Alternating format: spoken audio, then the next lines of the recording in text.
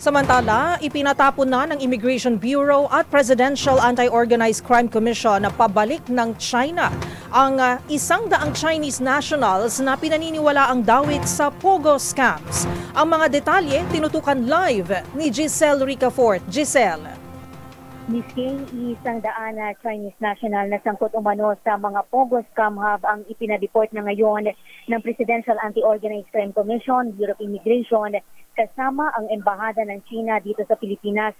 Sakay ng flight PR-336 umalis yung mga deportee sa Terminal 1 nitong Ninoy Aquino International Airport kaninang alas 10:40 ng umaga patungo naman sa Shanghai. Ayon sa PAOK, inaresto ang mga Chinese national sa kabilang mga operasyon laban sa mga scam hub na sangkot umano sa illegal offshore gaming at fraud activities. Magkakaiwalay silang dinampot sa Lapu-Lapu City, Cebu, Silang, Cavite, Parañaque City at Pasay City na bahagi raw ng pinalakas na kampanya ng gobyerno upang wakasan na ang illegal na online gaming at scamming operation sa Pilipinas.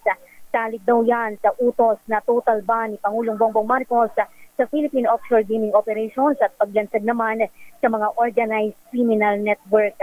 Ito si Giselle Ricafort para sa DZRH, una sa Pilipinas, una sa Pilipino. Maraming salamat, Giselle Ricafort.